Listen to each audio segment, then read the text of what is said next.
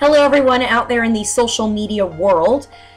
Today I would like to discuss the importance of public speaking and captivating your audience.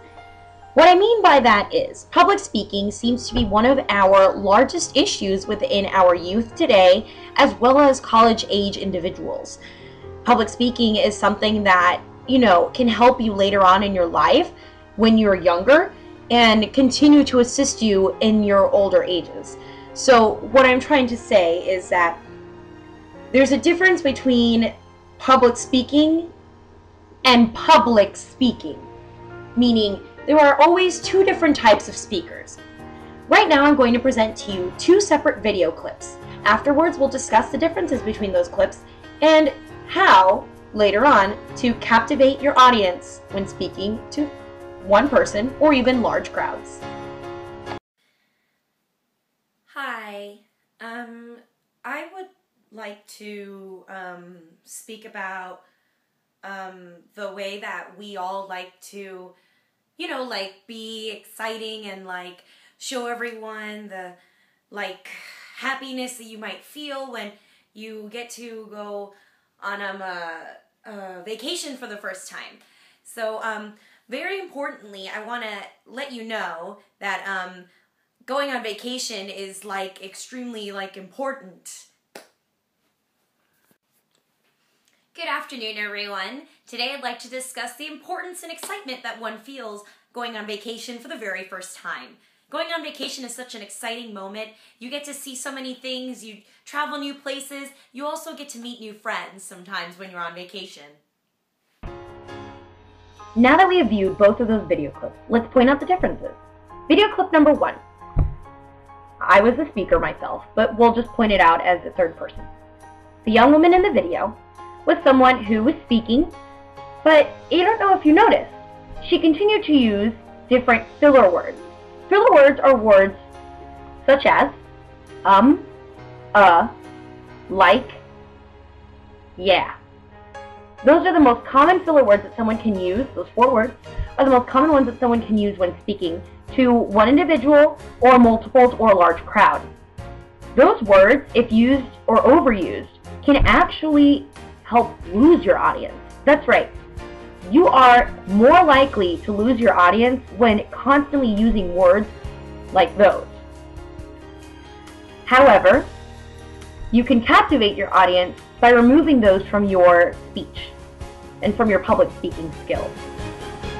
Another reason why those words are just not the best ones to utilize when speaking publicly is because it's somewhat, the perception of you to the other person somewhat makes you seem either uneducated or as if you are struggling to speak to them. If you're a shy person, scared to speak to them. In our world today, especially with many jobs, you want to be able to land that job or land that interview, or you want to be able to really capture the attention of the individual you're speaking to. Using words such as, well, it A, gets annoying, and I apologize if that seems somewhat rude, and B, it just does not sound professional.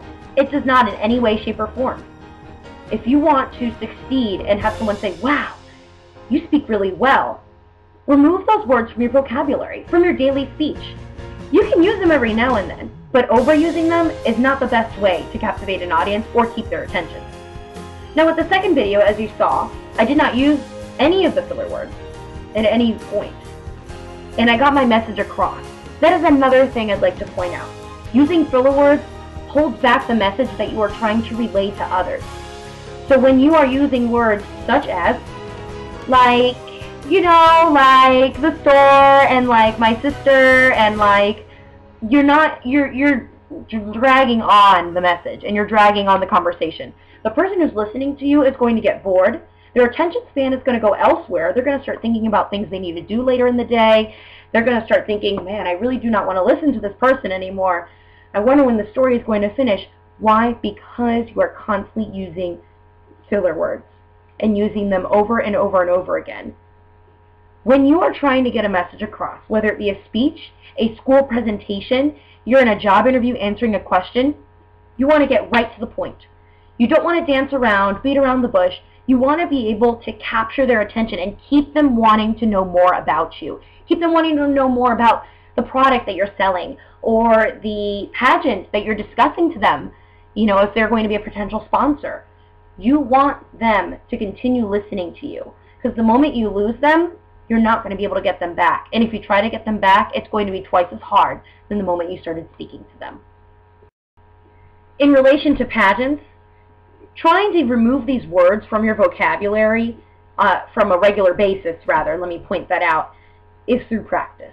Just practice. Practice in the mirror. Once you have it down in the mirror, practice in front of a relative, a friend, a teacher, someone who can evaluate you and be honest with you in your evaluation.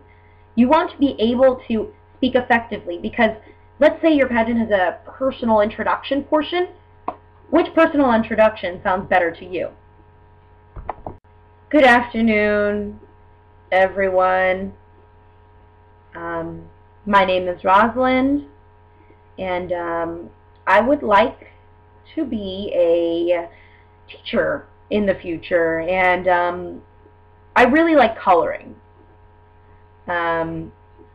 It's one of my favorite things to do, and I live in Kissimmee and was born in Florida.